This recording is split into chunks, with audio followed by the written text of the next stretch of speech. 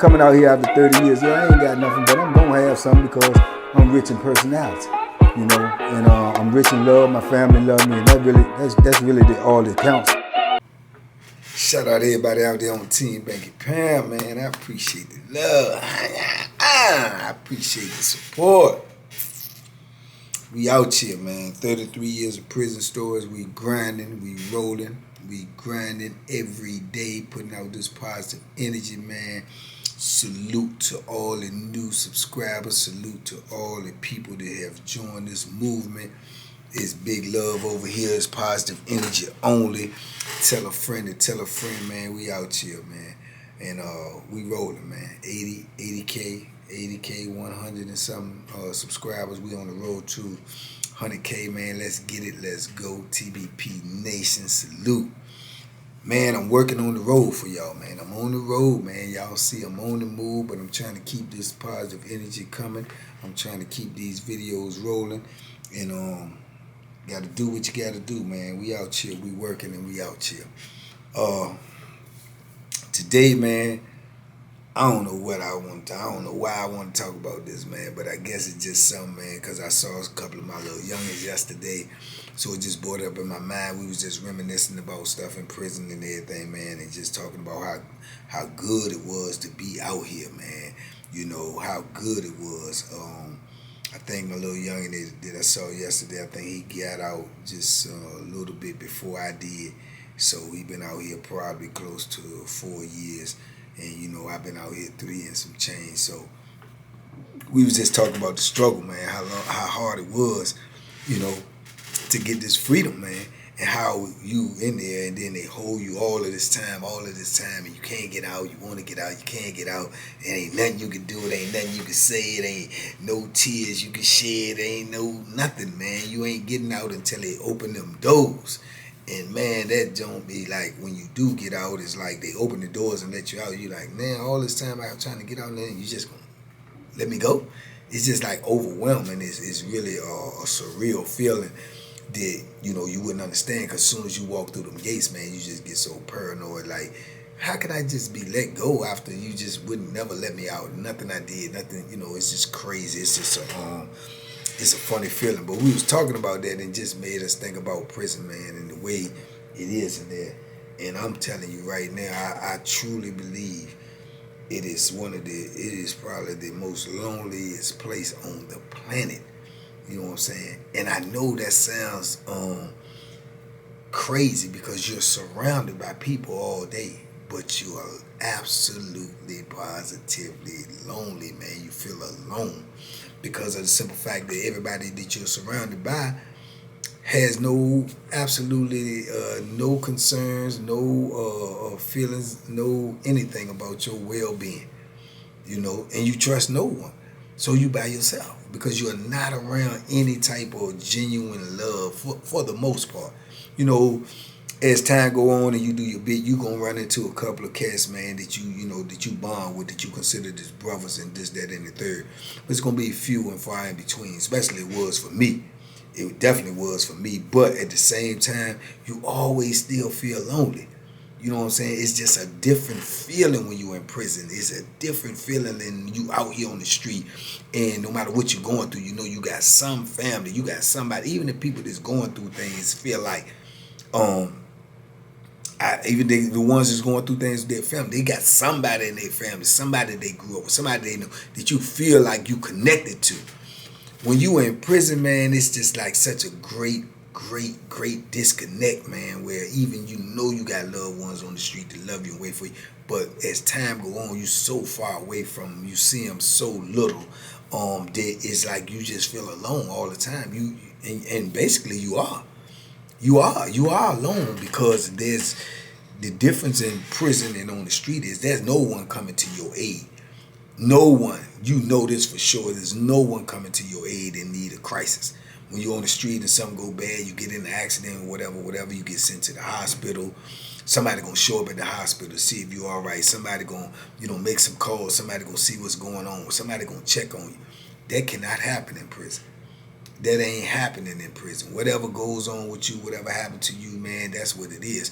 They're not even going to know until you are capable and able of calling them and let them know. And then even then, they can't do nothing about it. So a lot of people just defer. They don't even let them know what's going on with them in prison because they know that they helpless to do anything about it.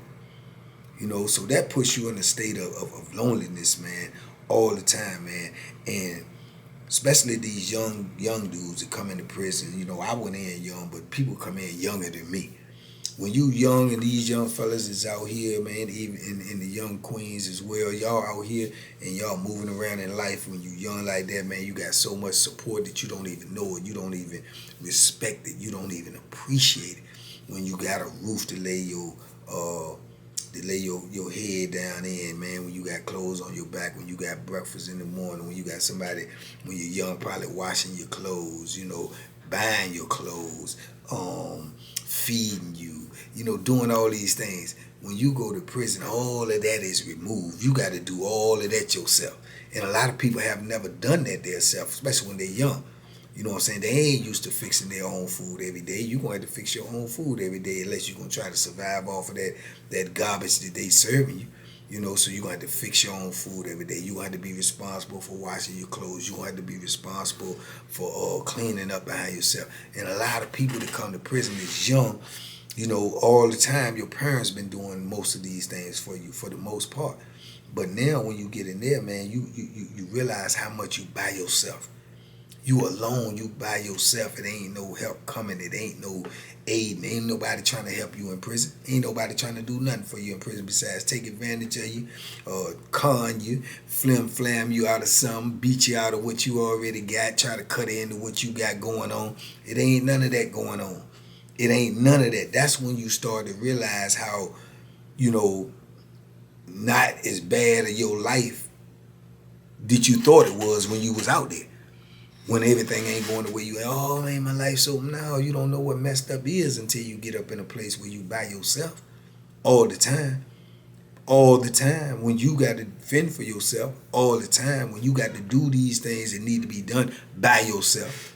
You know, when you hurt, you got to be, you know, healed by yourself. No comfort, no, you know, loved ones around you, no support, by yourself. Loneliest place in the world, man. And when them doors close, it's a different feeling, man. When you lay down on that hard, cold bunk at night and you by yourself and that hard plastic pillow is crinkling in your ear and, you know, you in this steel concrete room and with somebody on a bunk that you don't know, don't care about, he don't know you, don't care about you, 80 some other people on the outside of that door that feel the same way, don't care nothing about you. You realize right then and there, man, that, man, I'm on my own. You know what I'm saying? I'm on my own, you know, and that's a surreal feeling, man. That's a depressing feeling. That's why a lot of dudes get depressed in prison and they can't overcome it because it's too overwhelming for them. They had too much, which they, on the street, they probably feel like they didn't have enough. But when they get in prison, they realize they had too much support on the street.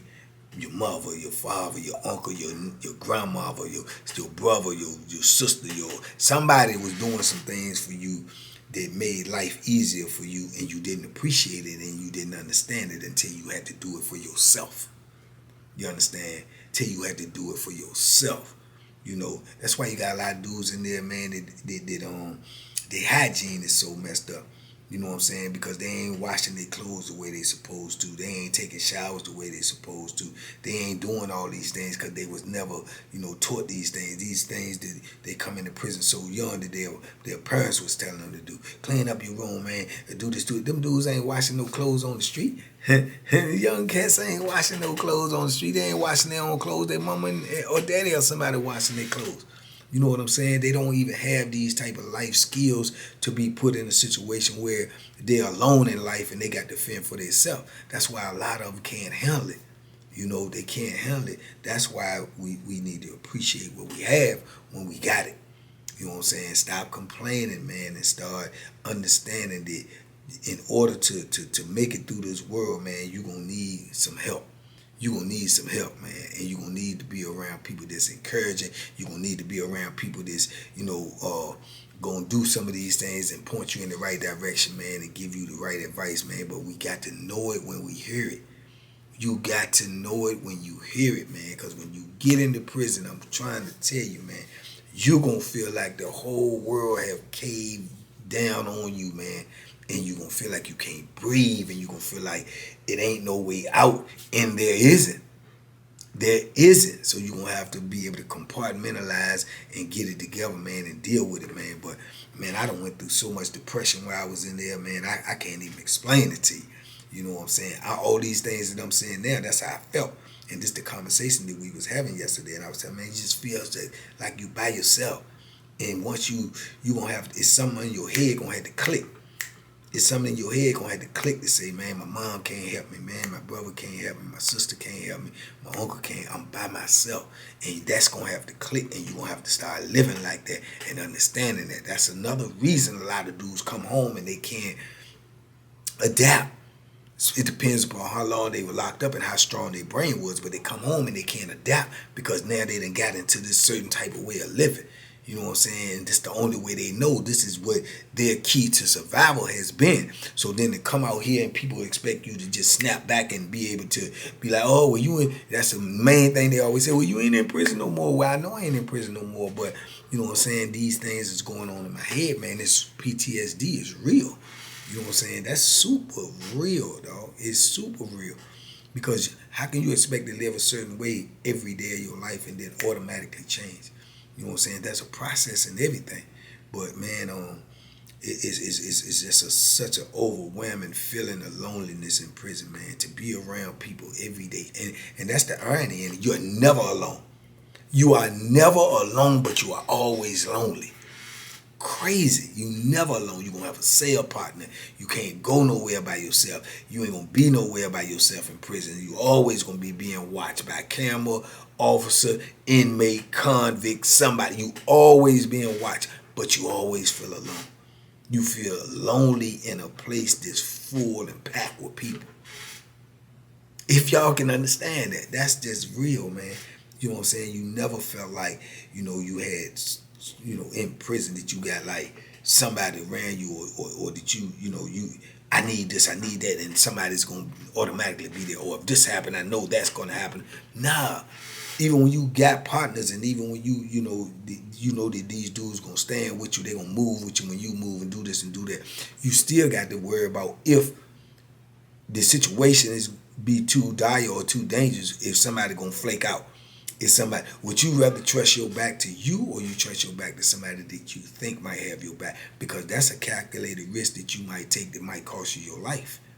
You know what I'm saying? And I had dudes and I had partners over the years, man, that was super cool with me that I felt like, that, I could turn my back and I know they got my back. Dudes like Dixon, a lot of other cats, a couple of other cats, not a lot, a couple of other cats that I know like that.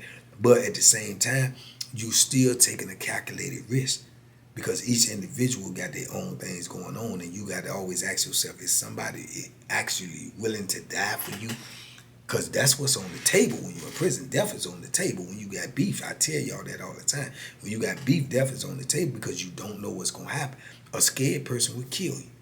You know what I'm saying? A scared person would kill you out of fear. A scared person would kill you out of fear will overdo what he's trying to do. He might want to stab you or try to pull a knife on you to keep you up off of him, but he might be so scared that he might go overboard and he might end up stabbing you to death, and that wasn't even his intent. His intent was to make sure he don't get what he's given. So he may overkill, and that may cost you your life. You see what I'm saying? So you dealing with all of these different things in prison. You dealing with life and death. You dealing with survival. You dealing with the flim-flam, the skullduggery, the larceny, the adaptation to live in this environment, the food, and you by yourself, man. You by yourself, and you have to figure it out, because if you don't figure it out, it would be something worse. And what I mean by something worse is you end up being something that you never intended to be. You know what I'm saying? You end up doing something you never intended to do. All from the loneliness and the depression of realizing that you by yourself in this world, in this penitentiary world at that. But This is the reason, in my opinion, that a lot of dudes have committed suicide. A lot of dudes in prison have committed suicide because of the overwhelmingness of loneliness and feeling like now you're alone in this world, man. That feeling alone can be so overwhelming that it's just, it takes over everything in the person's being. When you feel like you in this new environment, in this crazy environment, in this wild environment, and you by yourself, you got no help, you got nobody looking out for your well-being, your best interests but you. And most times in life, that's the only time that you have ever been in that state, because you never was in that state on the street. Like I say, you got people that come from the street that got a whole lot of different circumstances going on. They beefing with their family, they don't get along. But it's somebody that they got out on them streets that really got their best interests at heart.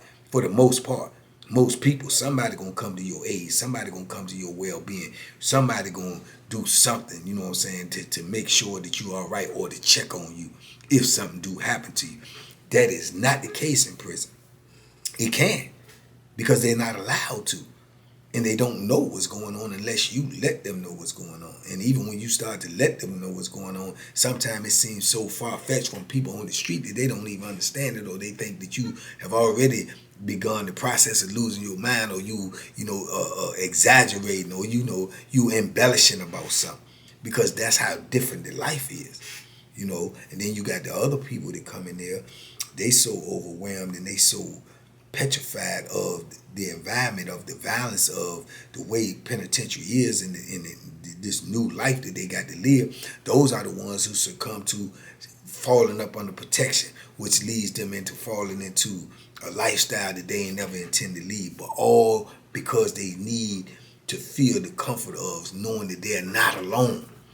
You're not alone in this. You got the dudes that join the gangs. This is why they join the gangs, because they need to feel connected to something. When you're in prison, you feel so disconnected from everything and everybody that it's crazy, man. It is crazy. Like I tell people all the time, prison is not just physical warfare, man. It's mental warfare. You're in a battle to keep your sanity. You're in a battle to stay coherent, man. You know what I'm saying? In a world of chaos, in a world of misery, in a world of violence, in a world of foolishness, in a world of larceny, you trying to, get all of this to function right. Man, I'm trying to tell you, it's rough.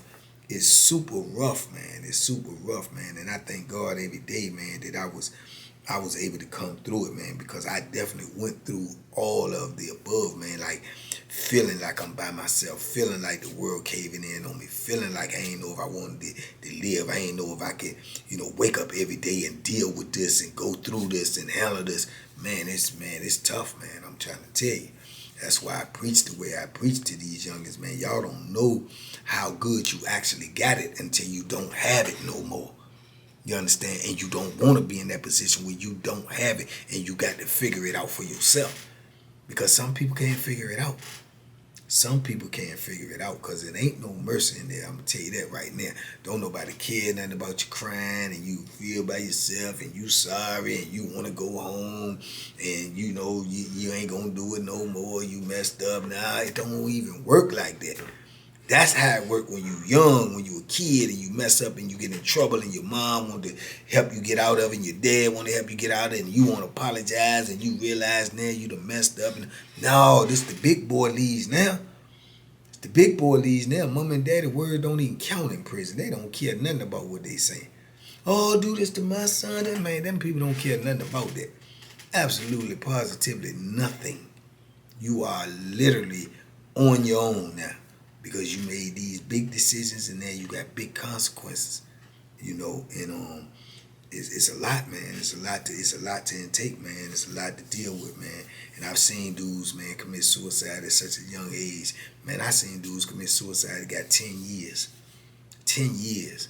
You know what I'm saying? 5 years. And when I'm saying it as if that's not a lot, it is a lot. Anything outside of your life, pulling away from your life, your freedom, your being around the people that you love, being around the things that you love to do, being able to have your own independence, anything taken away from that is a lot. Even if it's a year, it's a lot.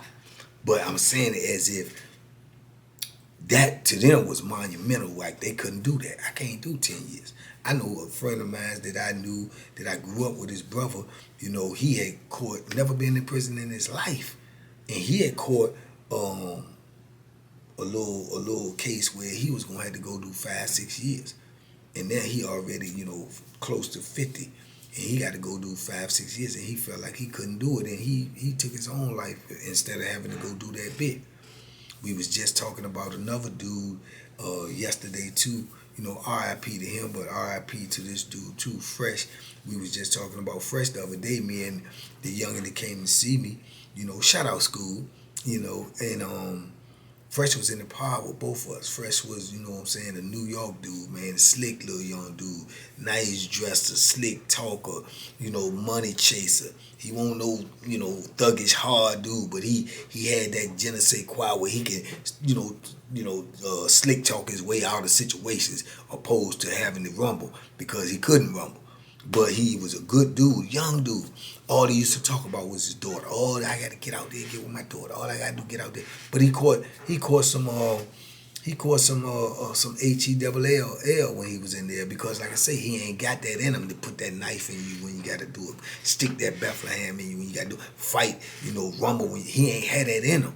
So he caught some L's. He took some L's in there, and it was hard for him to get through that bit, but he got through it.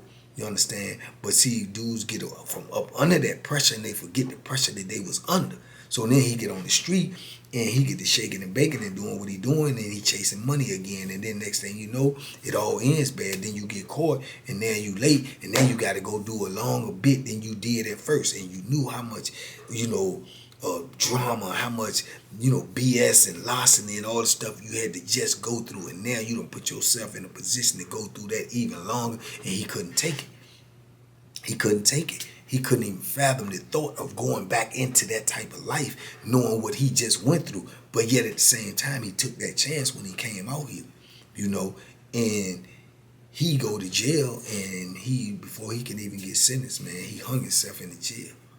And that was crazy, man. And me and School was sitting there talking about it yesterday. He said, man, I can't believe Fresh did that. But that's just the depression that you're going to have to be under when you in prison, man. That overwhelming feeling of loneliness and missing your family and missing your kids and missing your loved ones and missing life, period. It will, take over your whole body where you just have to buckle down and just lock in, man. And you have to have a will to live. This is how much that pressure be on you. Would literally have to exercise your will to live, exercise your will to want to continue to go on when you dealing with these things that you're going to have to deal with every day in prison. And I guess he figured that he couldn't do that no more. You know what I'm saying? He couldn't do it no more. And I know a lot of people going to say, well, why he go out there and do? I don't know that. I can't answer that. You know what I'm saying? Knowing what he just came from, why? Me in School was asking the same question. You know what I'm saying? Why? Why would you, go back into the same things? Did you think you got smarter in prison? Did you think you got sharper? Did you thought that you was going to not be able to get caught this time? Nah, it don't work that way. It don't work that way. The law of karma always comes around, man. You're not going to be successful and have a happy ending, man, doing something illegal. It's just not going to happen. You know what I'm saying? It's not going to happen. You're not going to get the good out of doing bad. You're going to have to take the crooked with the straights. You're going to have to take the good with the bad, man, the rain with the sunshine. So when you put yourself in those positions, man, this is always a possibility. It's always a possibility. But people try to play the odds and figure that they can beat that.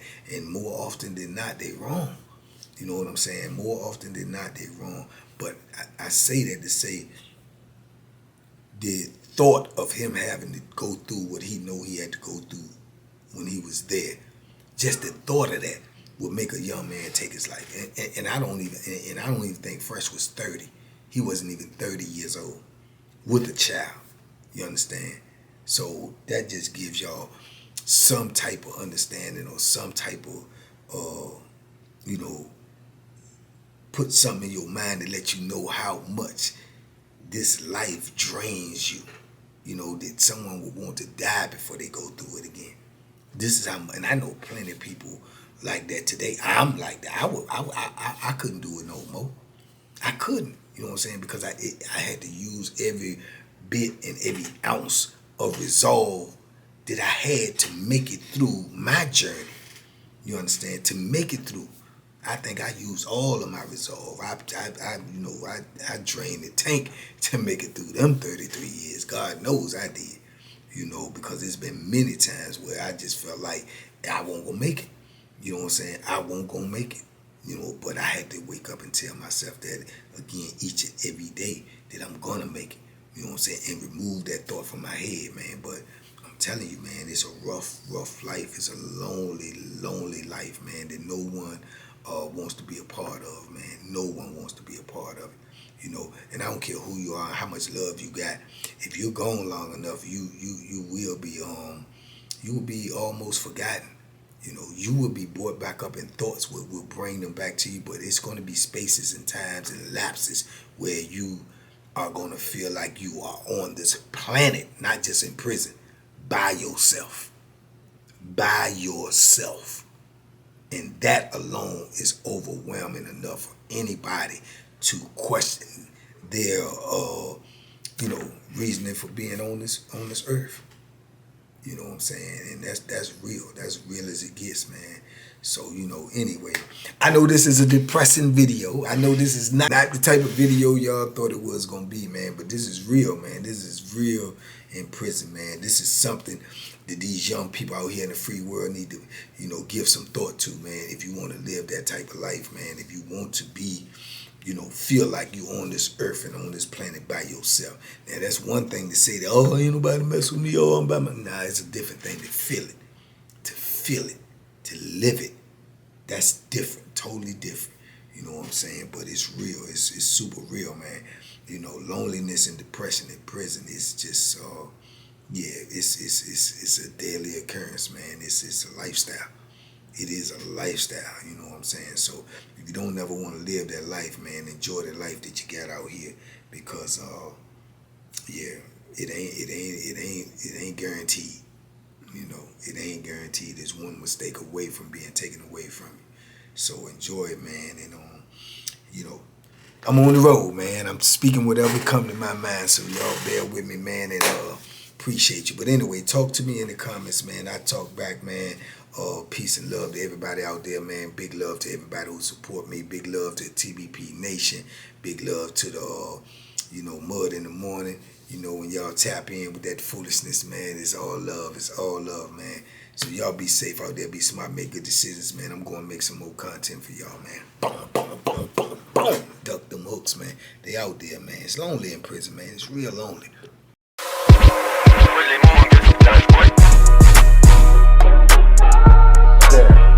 The banky special. Yeah, pure deliciousness. Pure deliciousness, man. My name is Banky, man. Everybody calls me Banky. That's the name that I got from my grandmother when I was young. I'm coming out here after 30 years. Yeah, I ain't got nothing, but I'm gonna have something because I'm rich in personality, and I'm rich in love. My family love me, and that's really all that counts.